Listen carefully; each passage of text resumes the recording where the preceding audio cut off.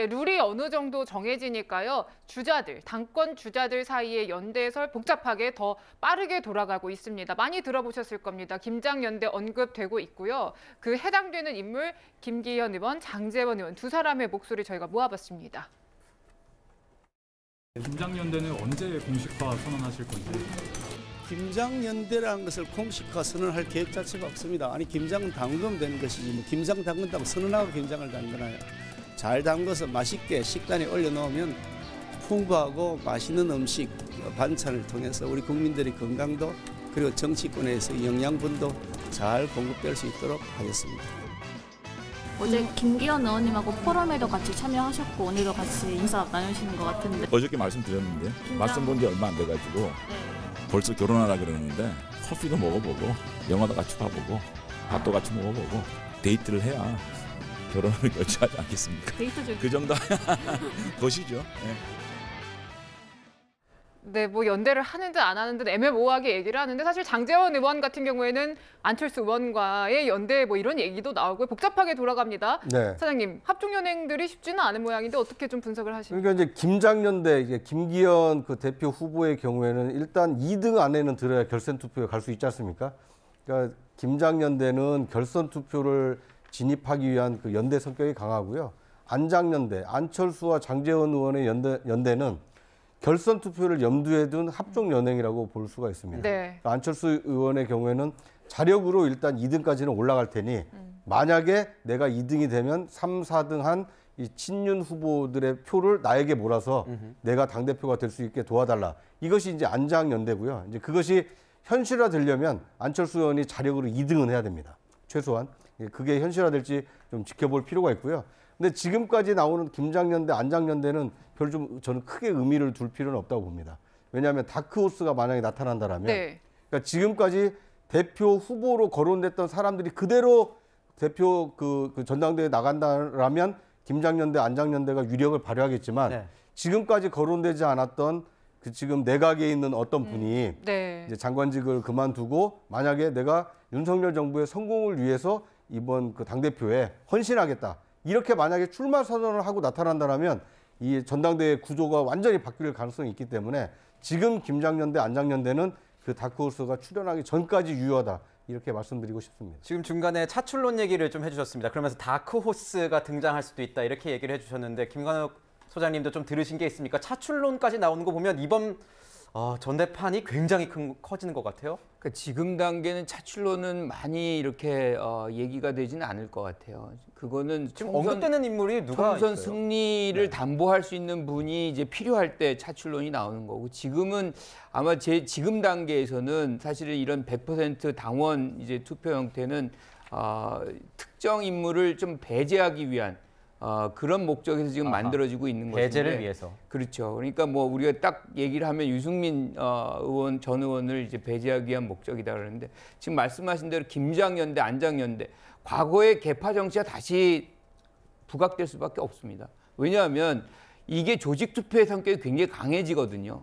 그러니까 뭐 87만, 97만 당원 얘기하는데 다 투표장에 나오지 않습니다. 그러니까 누가 투표장에 더 많이 이끌어내느냐의 싸움을 하게 되는 것이고 이렇게 되면은 과거 우리가 굉장히 좋아하지 않았던 계파 정치 만들어지고 이렇게 해서 소수가 원하는 이제 후보가 당선되는 거거든요. 아까 말씀하셨지만 뭐 이준석 전 대표가 당선된 것이 부정적으로 평가를 하셨는데 사실 그 대표돼 가지고 국민들에게 기대감 주고 윤석열 후보 영입하고 이렇게 해서 정권 잡아온 거 아닙니까? 그런데 이제 와서 그 부분이 잘못됐다라고 얘기하면 그건 좀 이해하기 좀 어려운 부분 아닌가 이렇게 생각합니다. 김관욱 소장님께 여쭤봤는데 답을 안 주셔서 차출론에 누가 있는지 구자홍 차장께 다시 여쭤봐야 될 것 같아요. 지금 차출론 나오시는 분들이 이름이 누군가요? 그러면 내각에서 이렇게 나온다면 뭐 연초 이렇게 3월 넘어가서 다시 한번 내각이 좀 바뀔 수도 있는 그런 모멘텀이 될 수도 있겠네요. 그러니까 지금 이제 뭐 국민의힘 내부에서는 다양한 그 시나리오를 놓고 시뮬레이션을 해보고 있을 겁니다. 누가 이제 유력한지를 놓고.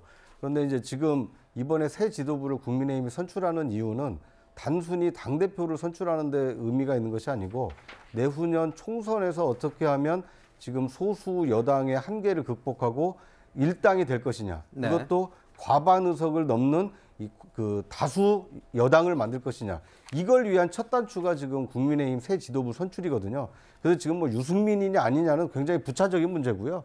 누가 총선 승리를 이끌 수 있는 가장 유력한 사람이냐. 이걸 지금 찾고 있는 과정이기 때문에 지금 나와 있는 뭐 안철수, 나경원, 김기현 뭐 이런 후보들로 총선 치러서 일당되고 과반 의석 할 수 있다. 그렇다면 그분들로 그 전당대회 치러도 충분하겠죠. 그런데 문제는 이분들에 대한 어떤 국민적인 인지도나 지지도가 상대적으로 좀 낮기 때문에 아마 새로운 바람을 불러일으킬 수 있는 유력한 이 사람이 나와야 되는 거 아니냐. 이런 이제 요구가 있는 것이고요. 지금 이제 국민의힘 안팎에서 거론되고 있는 분은 이제 두 분이 거론되고 있습니다. 두 분입니까? 네. 한 분은 이제 권영세 통일부 장관이고 다른 한 분은 이 원희룡 국토교통부 장관인데요. 네. 이제 그 권영세 장관의 경우에는 지난 대선 승리를 이끈 1등 주역입니다. 왜냐하면 그때 김종인 그 총괄선대위원장 체제가 무너진 이후에 총괄선대본부장으로서 대선 승리를 이끌었거든요. 그러니까 당을 안정적으로 이끌어서 내후년 총선을 승리로 이끌 수 있는 관리형 대표라면 이제 권영세 장관이 좋지 않겠느냐 이런 얘기가 지금 일각에서 있는 것이고요. 다른 한편으로는 관리형도 좋지만 아마 차기 이 대선, 그러니까 차기 대선까지 그 가능성이 있는 사람을 내세우는 것이 오히려 내각에는 한동훈이라는 이제 강력한 후보가 있으니 여당 대표에도 차기가 그 나설 수 있는 사람들을 내세워서 경쟁시키는 것이 더 좋지 않겠는가. 이제 그런 면에서 보면 원희룡 국토교통부 장관이 만약에 결심을 하고 결단을 하고 총선 승리에 매진하기 위해서 내가 도전하겠다 이렇게 한다라면 윤석열 대통령도 그걸 뭐 마다할 이유가 별로 없기 때문에 아마 이제 다크호스로 부상할 가능성이 있다. 여기까지는 지금 호사가들의 관측이고요. 이제 당사자 권영세 장관이나 원희룡 장관의 정치적 결단 이것이 좀 남아 있는 상황이 아닌가 하는 생각이 듭니다. 저는 이제 두 분 중에요. 원희룡 장관으로 보고요. 아마 이제 본인이 결단을 할 걸로 봅니다. 본인에게 정치인이에요. 그리고 이제 이번에 그 화물연대 파업 때문에 상당히 보수층에서 인기가 많이 올라갔습니다. 이번에 당대표 선거는요. 윤심이 중요하지만 일방적으로 윤심이 내리 찍는다고 이게 되는 게 아니에요. 네. 윤 대통령도 결국은 당심이나 민심을 이렇게 고려 안 할 수가 없잖아요. 그런데 권영세 장관은 당심이 약합니다. 지지세가 약해요. 제가 보기에 윤 대통령이 권영세를 찍어도 당심이 안 움직이면 될 수가 없어요. 따라서 저는 아마 원희룡 장관을 차출해서 내보내고 상당히 본인도 아마 그런 의지가 있는 걸로 제가 알고 있고 그러면 상당히 그 당심도 얻지 않느냐 저는 그래 봅니다. 네.